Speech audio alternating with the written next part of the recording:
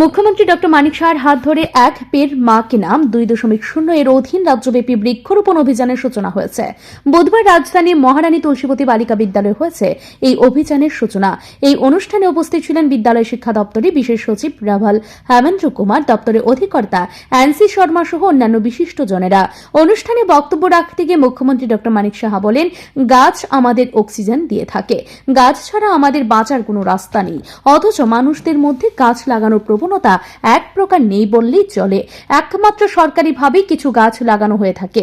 মুখ্যমন্ত্রী তথ্য দিয়ে বলেন, 2022 সালে 1,02,220টি গাছ লাগানো হয়েছে। 2024 সালে মাত্র 5 মিনিটের মধ্যে রাজ্যে 5 লক্ষ চারা গাছ রোপণ করা হয়েছে।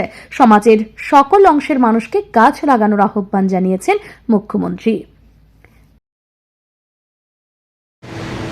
রাজ্যের বনবিভাগ 2022 সাল থেকে এই বৃক্ষরোপণ যে অভিযান আমরা শুরু করেছে।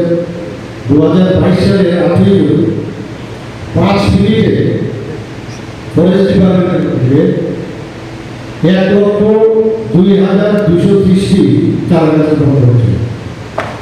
2023 সালে 16ই জুন মানে 5 মিনিটে, মাত্র 11টা থেকে 11টা 5 মিনিটে 2,07,800 উপরে চারা গাছ রোপণ করেছে।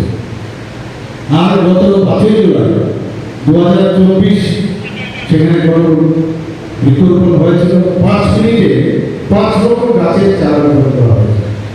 এবং এই বিষয়টা যখন আমি দিল্লিতে এই বিষয়টি আমার রিপোর্ট আমি বলছিলাম, সবাই প্রশংসা করছিল।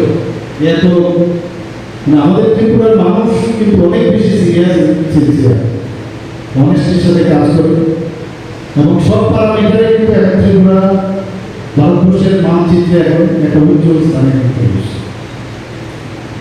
আমরা চাই যে আজকে যে অনুষ্ঠান সেটা আজকে শুরু হচ্ছে। বৃক্ষরোপণ আমাদের আরো বেশি করে করতে হবে। আর ছাত্রছাত্রীদেরও এবং একটা স্কুলে এটা হচ্ছে যেখানে আগামী দিনের আমাদের যারা এখান থেকে প্রচুর মেয়েরা পাশ করেছে, মা হয়েছে, দিদা হয়েছে।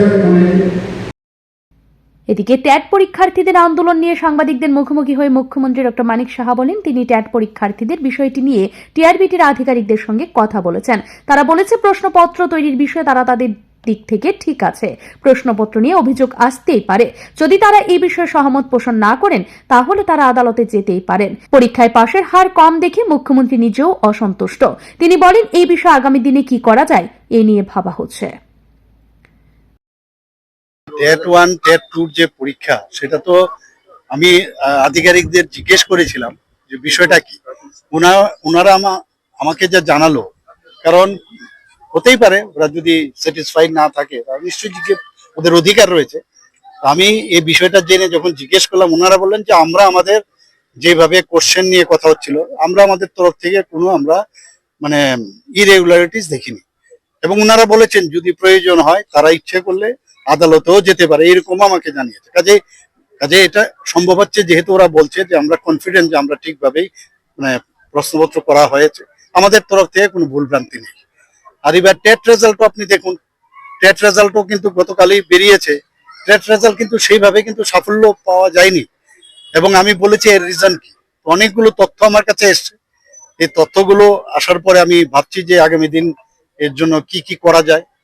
এবং প্রপার, কারণ এগুলোর মধ্যে টিচার রিক্রুটমেন্ট হচ্ছে। আগামী দিনের যারা প্রজন্ম, যারা স্টুডেন্ট, তাদেরকে যদি গুণগত মানের শিক্ষা না দেওয়া হয় তাহলে তো মুশকিল। আমাদের কাছে এতগুলো মানে পার্সেন্টেজ ভেরি মিনিমাল, যেটা আমি দেখলাম।